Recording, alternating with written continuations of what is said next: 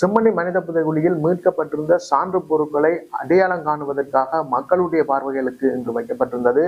இந்த நடவடிக்கையின் போது 200க்கும் மேற்பட்ட பொதுமக்கள் அந்த சான்று பொருட்களை சென்று பார்வையிட்டுள்ளனர். இதில் குறிப்பாக இறுதி யுத்தத்தில் சரணடைந்தவர்களுடைய உறவினர்களும் அங்கு சென்று அந்த சான்று பொருட்களை பார்வையிட்டுள்ளனர்.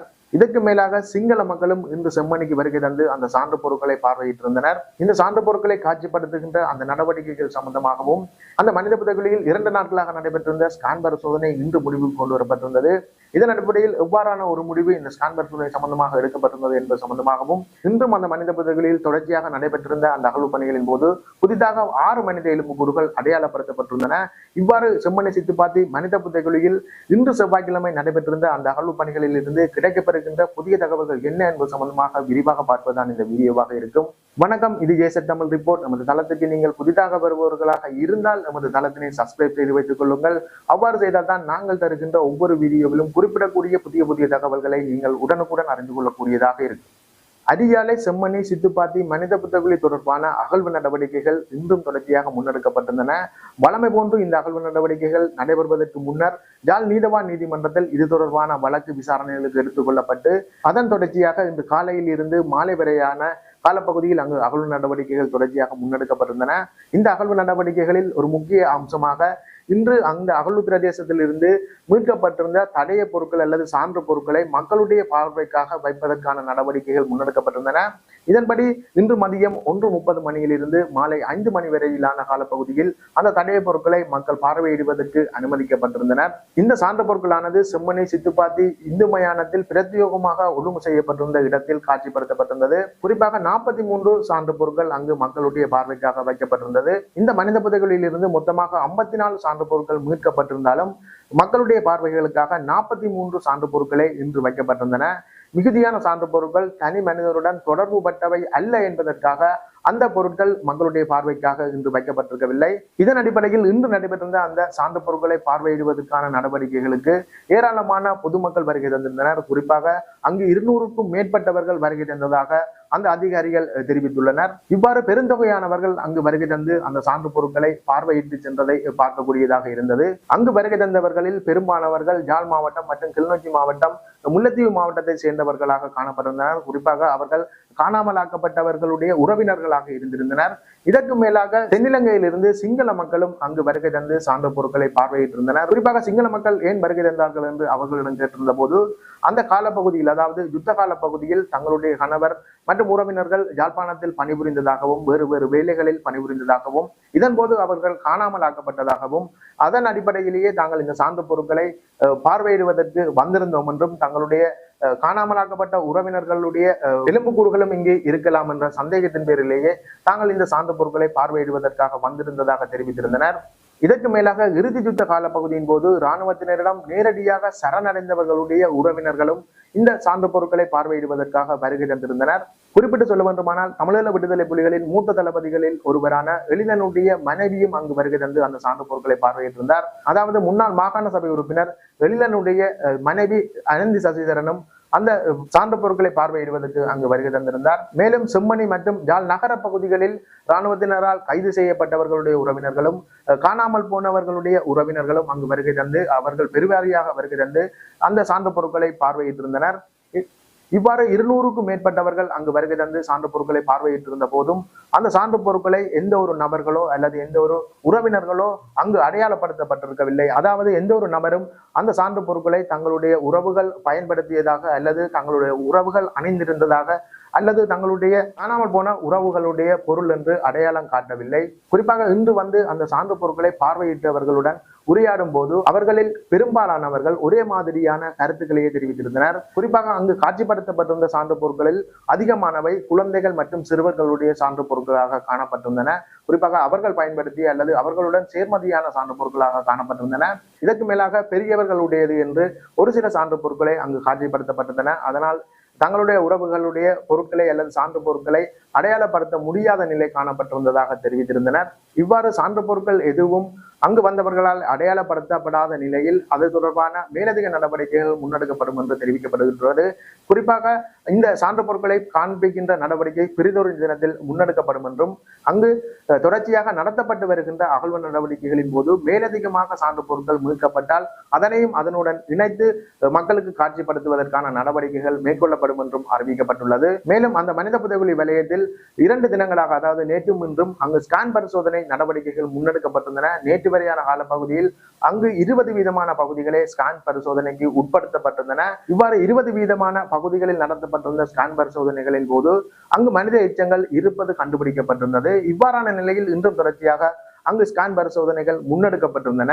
இன்றைய ஸ்கேன் பரிசோதனைகளின் போதும் மேலதிகமாக அங்கு மனித எலும்புக்கூடுகள் இருக்கலாம் என்ற இடங்கள் அடையாளப்படுத்தப்பட்டுள்ளதாக தெரிவிக்கப்படுகின்றது. இருப்பினும் இது சம்பந்தமான, அதாவது ஸ்கேன் பரிசோதனை சம்பந்தமான முழுமையான விவரங்கள் தொடர்பான அறிக்கை நீதிமன்றத்தில் சமர்ப்பிக்கப்படும் என்றும் எதிர்வரும் 3 வாரங்களுக்குள் அந்த அறிக்கை ஸ்ரீ ஜெயவர்தனபுர பல்கலைக்கழகத்தினரால் சமர்ப்பிக்கப்படும் என்றும் தெரிவிக்கப்படுகின்றது. அவ்வாறான ஒரு அறிக்கையினை ஸ்ரீ ஜெயவர்தனபுர பல்கலைக்கழகத்தினர் மன்றில் சமர்ப்பிக்கப்படும் போது அது சம்பந்தமான மேலதிக நடவடிக்கைகள் முன்னெடுக்கப்படும் என்றும் கூறப்படுகிறது. அதாவது தற்பொழுது நடைபெற்று வருகின்ற அகழ்வு பணிகளை விரிவுபடுத்தி அந்த ஸ்கேன் பரிசோதனை நடத்தப்பட்ட இடங்களில் அடையாளப்படுத்தப்பட்ட பகுதிகளிலும் இந்த அகழ்வு நடவடிக்கைகளை முன்னெடுப்பதற்கான நடவடிக்கைகள் மேற்கொள்ளப்படும் என்றும் தெரிவிக்கப்படுகின்றது. மேலும் சான்று பொருட்களை காட்சிப்படுத்துகின்ற நடவடிக்கைகள் மற்றும் ஸ்கேன் பரிசோதனைகளுக்கு மத்தியில் இன்றும் தொடர்ச்சியாக இந்த செம்மணி சித்துப்பாத்தி மனித புதைகுழியில் அகழ்வு நடவடிக்கைகள் முன்னெடுக்கப்பட்டிருந்தன. இதன் அடிப்படையில் இன்று நடைபெற்றிருந்த அகழ்வு பணிகளின் போது புதிதாக 6 மனித எலும்புக்கூடுகள் அடையாளப்படுத்தப்பட்டுள்ளது. இதன்படி செம்மணி சித்துப்பாத்தி மனித புதைகுழியில் இன்று செவ்வாய்க்கிழமை நிலவரத்தின்படி அங்கு மொத்தமாக அடையாளப்படுத்தப்பட்டிருந்த எலும்புக்கூடுகளுடைய எண்ணிக்கை 141 அதிகரித்துள்ளது. இதே போன்று இன்றும் 3 மனித எலும்புக்கூடுகள் அங்கிருந்து அகழ்ந்தெடுக்கப்பட்டு பரிசோதனைகளுக்காக அனுப்பி வைக்கப்பட்டுள்ளது. இதன் அடிப்படையில் அங்கு செம்மணி சித்துப்பாத்தி மனித புதைகுழியில் இன்று செவ்வாய்க்கிழமை நிலவரத்தின்படி அங்கு அகழ்ந்தெடுக்கப்பட்டிருந்த, அதாவது பரிசோதனைகளுக்காக மண்ணிலிருந்து பிரித்தெடுக்கப்பட்டிருந்த எலும்புக்கூடுகளுடைய எண்ணிக்கை 130 அதிகரித்துள்ளது. இவ்வாறாக நடைபெற்றிருந்த அகழ்வு பணிகள் நாளையும் தொடர்ச்சியாக முன்னெடுக்கப்படும் என்று தெரிவிக்கப்படுகிறது. நாளை காலையிலிருந்து மாலை வரையான காலப்பகுதியில் இந்த அகழ்வு நடவடிக்கைகள் தொடர்ச்சியாக முன்னெடுக்கப்படும் என்று தெரிவிக்கப்படுகின்றது. இருப்பினும் இந்த அகழ்வு நடவடிக்கைகளானது சிறிய ஓய்வுக்காக எதிர்வரும் தினங்களில் நிறுத்தப்படும் என்று கூறப்படுகின்றது. அவ்வாறு நிறுத்தப்படுகின்ற முடிவுகள் எடுக்கப்படும் போது அதனையும் நமது தளத்தினூடாக எதிர்பார்க்கலாம். இவ்வாறான நிலையில் இன்று செவ்வாய்க்கிழமை நடைபெற்றிருந்த அகழ்வு பணிகள் தொடர்பாக நீதிமன்ற அனுமதியுடன் சட்டத்தரணி தெரிவித்திருந்த கருத்துக்களை நீங்கள் தொடர்ச்சியாக பார்க்கலாம். சித்துப்பாத்தி அரியாலை மனித புதைகுழியின் 31வது நாள் அகழ்வு பணிகள் இன்று காலை 8:30 மணி முதல் தற்போது வரை இடம்பெற்று வருகின்றது.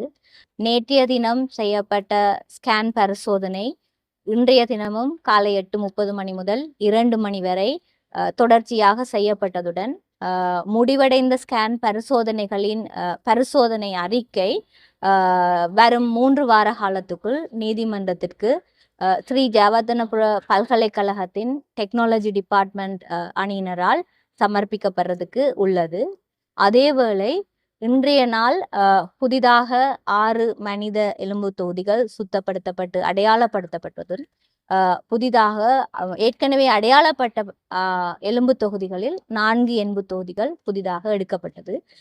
இந்த அடிப்படையில் மொத்தமாக 141 மனித எலும்பு தொகுதிகள் சுத்தப்படுத்தப்பட்டு அடையாளப்படுத்தப்பட்டதுடன் மொத்தமாக அடையாளப்படுத்தப்பட்டதில் 130 மனித எலும்பு தொகுதிகள் முழுமையாக வெளியே எடுக்கப்பட்டு நீதிமன்ற கட்டுக்காவலுக்கு ஒப்படைக்கப்பட்டுள்ளது.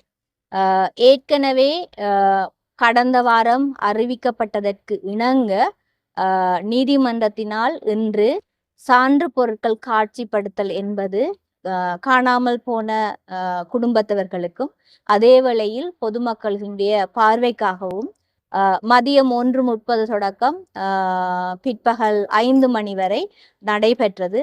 குறித்த காட்சிப்படுத்தல் நிகழ்வுக்கு யாழ்ப்பாண பல்கலைக்கழகத்தின் மருத்துவ பீட மாணவர்கள், அதே வேளையில் சட்ட வைத்திய அதிகாரிகள், உளநல வைத்திய பிரிவினுடைய வைத்திய அதிகாரி ஆகியோர் பங்கு பற்றியதுடன் இந்த நிகழ்வு ஒரு நீதிமன்ற நடவடிக்கையாக உள்வாங்கப்பட்டு யாழ்ப்பாண நீதிமன்ற நீதிவான் கௌரவை ஆனந்தராஜா தலைமையில் இடம்பெற்றது.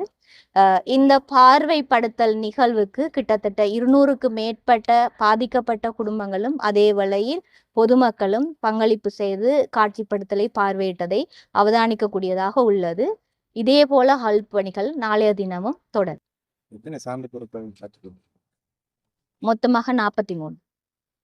ஏதாவது அடையாளம் 54 சான்று பொருட்கள் நிறுத்தப்பட்டதாக சொல்லப்படுது.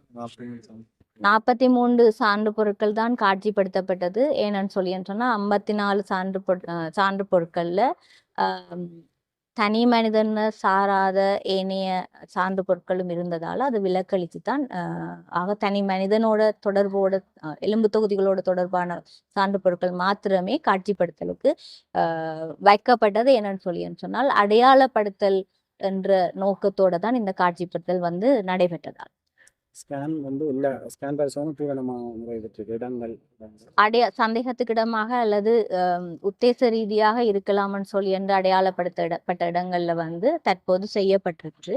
அதனுடைய அறிக்கை தான் நீதிமன்றத்துல தாக்கல் செய்யப்பட்டு 120% நடைபெற்ற ஸ்கேன் பரிசோதனை 100% முடிந்தது. உத்தேசப்படுத்தப்பட்ட பகுதிகள்னு அந்த அடையாளப்படுத்த பகுதிகளில் முழுமையாக முடிவடை. இந்த அந்த அதாவது பாதிக்கப்பட்ட குடும்பங்கள் அடையாளம் காண வந்தாலும் ஏதேனும் பொருட்கள் அடையாளப்படுத்தப்பட்டதா? இன்றைய தினத்துல காட்டப்பட்டதுல எதுவுமே அடையாளப்படுத்தப்படும். எதிர்வரும் நாட்களிலும் இது மாதிரி அடையாளப்படுத்த நடைபெற இது முதலாவது தொகுதியாக அடையாளப்படுத்தப்பட்ட பொருட்கள்ல இருந்து தான் காட்சிப்படுத்தப்படும் நடைபெற்றது. எதிர்வரும் காலங்களையும் சான்று பொருட்கள் மேலதிகமாக தனிமனிதனோட தொடர்புடையது கிடைக்கப்பெறுமாக இருந்தால் நடைபெறுவதற்கு வாய்ப்புகள். இவ்வாறான கருத்துக்களையே சட்டத்தரணி ஊடகங்கள் முன் தெரிவித்திருந்தார். இந்த அகழ்வு நடவடிக்கைகளானது நாளை புதன்கிழமையும் தொடர்ச்சியாக முன்னெடுக்கப்படும். அவ்வாறு நாளை நடைபெறுகின்ற அந்த அகழ்வு நடவடிக்கைகளில் இருந்து கிடைக்கப்பெறுகின்ற புதிய தகவல்களுடன் நாளை மற்றொரு வீடியோவில் சந்திக்கின்றேன். நன்றி, வணக்கம்.